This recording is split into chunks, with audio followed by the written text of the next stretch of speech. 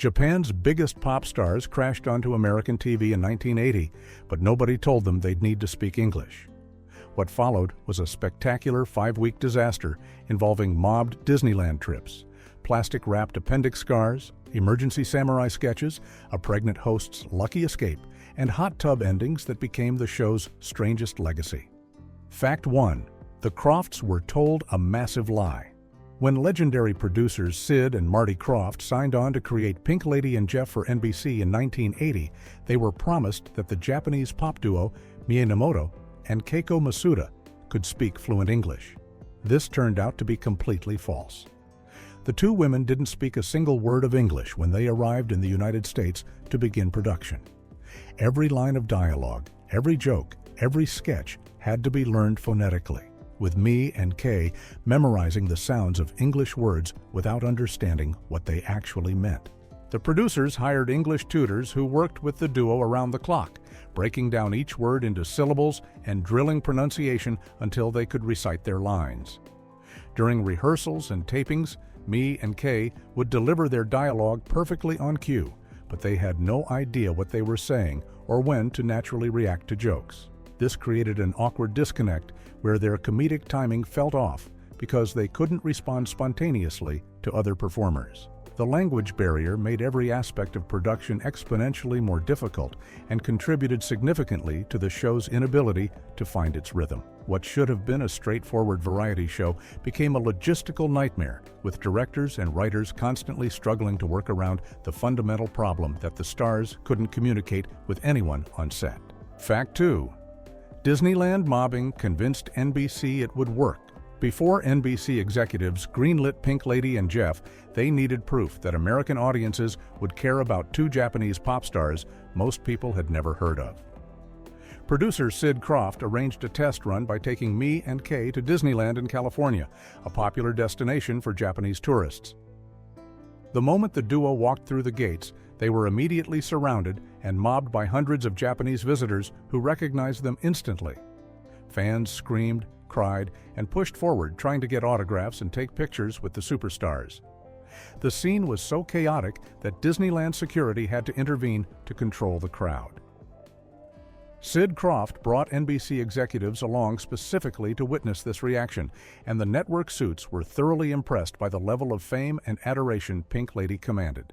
Based largely on this Disneyland demonstration, NBC became convinced that Pink Lady had enormous star potential in America and committed to the variety show. What the executives failed to realize was that the crowd at Disneyland consisted entirely of Japanese tourists who already knew Pink Lady from back home.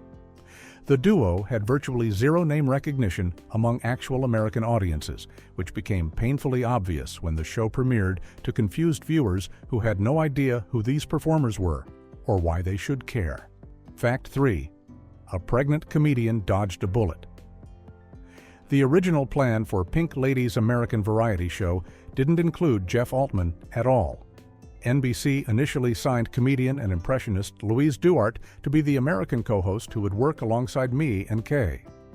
Duarte was known for her celebrity impressions and had appeared on various talk shows and comedy programs throughout the 1970s. She was excited about the opportunity and signed her contract expecting to be the show's American anchor. However, during the pre-production period and before taping began, Louise Duarte discovered she was pregnant. The demanding schedule of a weekly variety show wasn't feasible given her pregnancy, so she had to pull out of the project. NBC quickly scrambled to find a replacement and brought in comedian Jeff Altman instead. When Pink Lady and Jeff finally premiered in March of 1980, Louise Duarte watched the first episode from home and reportedly felt an overwhelming sense of relief that she had been forced to leave the project. The show was so poorly received and became such a legendary disaster that Duarte considered her pregnancy a stroke of incredible luck. She had narrowly avoided being attached to what would become one of the most infamous failures in television history. Fact 4. The title sparked lawsuit threats. Even the show's title became a source of behind-the-scenes conflict and legal threats. Pink Lady's Japanese management and their American manager were fiercely protective of the duo's brand and image. When NBC wanted to call the program Pink Lady and Jeff to acknowledge all three hosts, Pink Lady's manager threatened to file a lawsuit against the network. The manager argued that adding Jeff Altman's name to the title diminished Pink Lady's star power and violated their agreement. NBC tried to negotiate and find a compromise, but the management team remained firm in their position. This created a bizarre situation where the show's actual title remained ambiguous throughout its brief run. Some promotional materials and advertisements called it simply Pink Lady, while others used Pink Lady and Jeff. Different NBC affiliates promoted the show under different names, and even TV guide listings were inconsistent from week to week. Viewers were genuinely confused about what the show was actually called, which only added to the general sense that nobody involved really knew what they were doing. The title dispute reflected deeper tensions about whose show this really was and whether Jeff Altman was truly a co-star or just a supporting player hired to help the Japanese performers navigate American television. Fact 5. Kei performed with a burst appendix. Years before the American television show, Kei Masuda demonstrated an almost unbelievable level of dedication to performing that bordered on dangerous. In 1977, during the height of Pink Lady's popularity in Japan, Kei collapsed backstage before a major performance. She was rushed to the hospital where doctors discovered her appendix had burst, a serious medical emergency that typically requires immediate surgery and weeks of recovery. The doctors operated and stitched her up, explicitly ordering her to rest and avoid any physical activity for several weeks. Kei had other plans. Against all medical advice and ignoring the serious health risks, she insisted on continuing with Pink Lady's grueling performance schedule just days after her surgery. To keep her fresh stitches from tearing open during the high-energy dance routines that Pink Lady was famous for, Kei came up with a shocking solution. She wrapped her entire midsection in plastic wrap, creating a makeshift compression bandage that held everything in place while she danced, sang, and performed under hot stage lights. The plastic wrap kept the wound compressed and prevented the stitches from ripping out, though it must have been incredibly uncomfortable and potentially dangerous. This story became legendary in Japan as an example of Pink Lady's work ethic and dedication, though in hindsight, it was reckless and could have resulted in serious infection or worse. Fact 6. Last-minute script changes were impossible. The language barrier that plagued Pink Lady and Jeff created rigid production constraints that tied the hands of everyone involved. Because Me and Kei had to learn all their dialogue phonetically without understanding English, they needed days to memorize even short exchanges. Once they had learned their lines for a particular sketch or segment, those words were locked in permanently. Any last-minute script changes, improvisation, or adjustments became completely impossible because the performers couldn't understand what was being asked of them. This inflexibility created serious problems when unexpected situations arose. One notable example occurred when legendary actor Lorne Greene, famous for Bonanza and Battlestar Galactica, agreed to appear as a guest star just 4 hours before taping was scheduled to begin. The writers wanted to adjust sketches to better feature Greene and make his appearance more prominent, but they couldn't change a single word of Pink Lady's dialogue. The entire production was handcuffed by this limitation.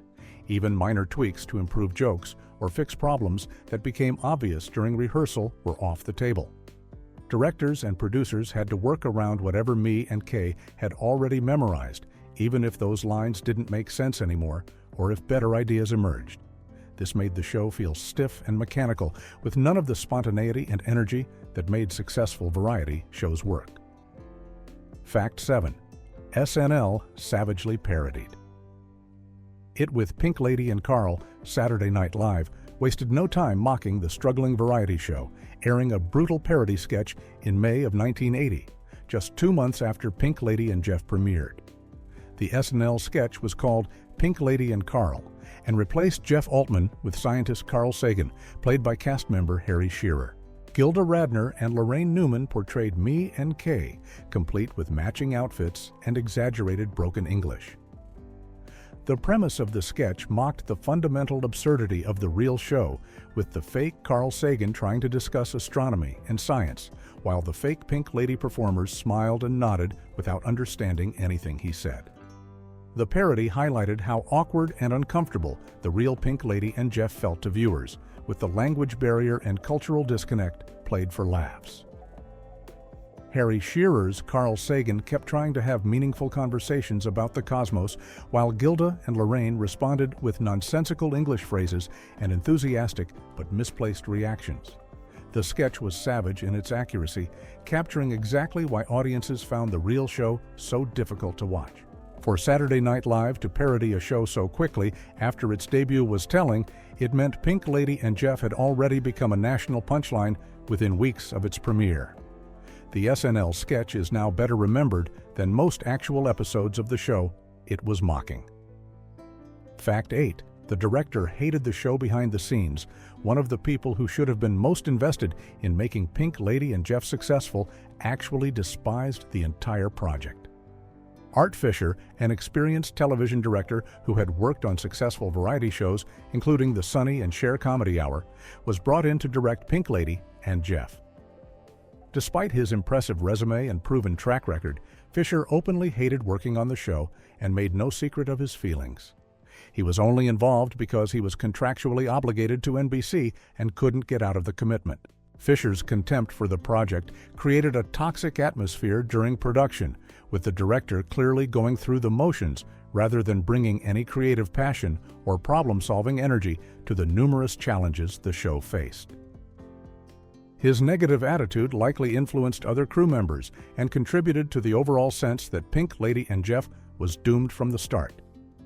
When someone as experienced as Art Fisher, who had successfully navigated the complexities of variety television before, couldn't find anything to like about the show, it signaled just how fundamentally flawed the concept was. Directors are supposed to be the creative leaders who inspire casts and crews to do their best work, but Fisher's visible disdain undermined morale and eliminated any chance of the production team rallying to overcome the show's inherent problems. Fact 9. Guest stars cost $100,000. Each NBC knew that Pink Lady had virtually no name recognition among American audiences, so the network tried to compensate by booking the biggest celebrity guests they could afford. The strategy was simple. If viewers didn't know who Pink Lady was, maybe they would tune in to see famous actors and musicians. To attract A-list talent like Larry Hagman, who was riding high from his role as J.R. Ewing on Dallas, and comedy legend Jerry Lewis, NBC had to pay enormous sums of money. Each major guest star received approximately $100,000 per episode appearance, a staggering amount in 1980 that would be equivalent to several $100,000 today.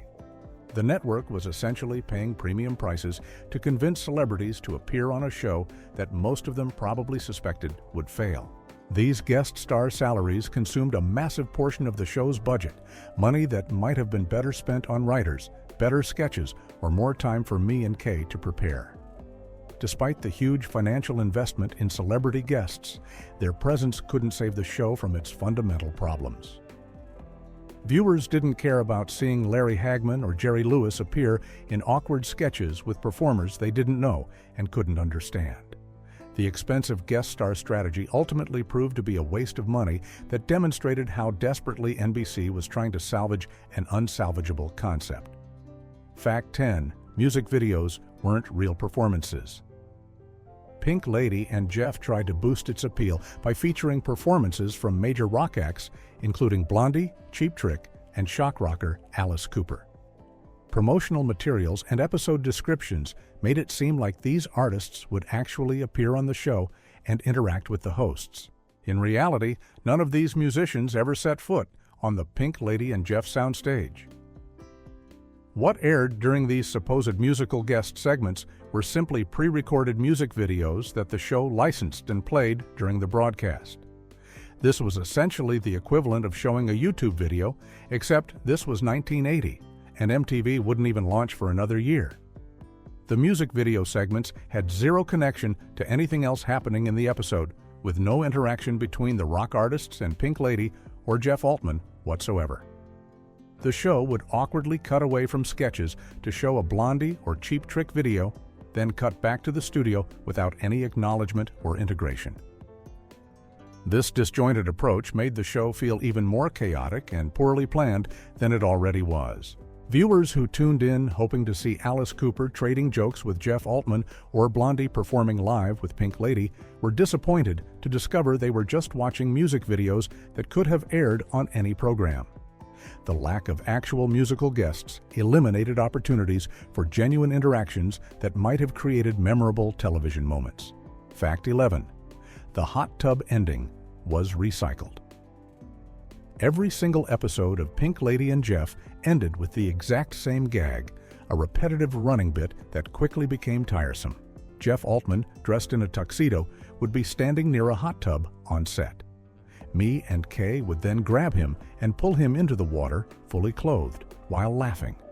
The audience was supposed to find this hilarious week after week, but the joke wore thin immediately. What made this ending even less original was that producer Sid Croft had already used this exact same bit on another show he produced. The Brady Bunch Hour, which aired from 1976 to 1977, featured a similar recurring gag where cast members would push each other into a swimming pool at the end of episodes. Croft simply recycled his own material, swapping a swimming pool for a hot tub and calling it new. The hot tub ending became symbolic of everything wrong with Pink Lady and Jeff, a lazy, repetitive gimmick that substituted for genuine comedy or creative closure. Television critics pointed to the hot tub bit as evidence that the producers had run out of ideas before the show even premiered. Instead of developing actual running gags that grew out of the characters and their relationships, the show relied on the same physical comedy cliché week after week, hoping audiences wouldn't notice they were watching the exact same ending every time. Fact 12. Jim Varney was a desperate last-minute addition. After the first few episodes of Pink Lady and Jeff aired to disastrous ratings and terrible reviews, NBC panicked and tried to fix the show by adding more cast members. The network's theory was that ensemble comedy players might be able to fill time and take pressure off Mie and Kay, who clearly weren't connecting with audiences. In a desperate mid-season adjustment, NBC brought in comedian Jim Varney as an additional cast member for the later episodes. At the time, Varney was a working comedian and character actor, but he hadn't yet become famous. Several years later, he would achieve national fame as Ernest P. Worrell, the goofy character from the Hey Vern, It's Ernest commercials, and movies like Ernest Goes to Camp.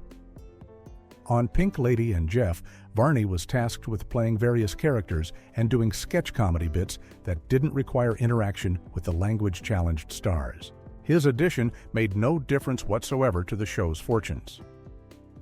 By the time Varney joined the cast, Pink Lady and Jeff was already dead in the water, and no amount of talented supporting players could resurrect it. Jim Varney essentially joined a sinking ship, though he at least escaped with his career intact and went on to much better things. His brief appearance on the show is now a minor footnote in his career, overshadowed by his later success as Ernest. Fact 13. A scandal helped end Pink Lady's career.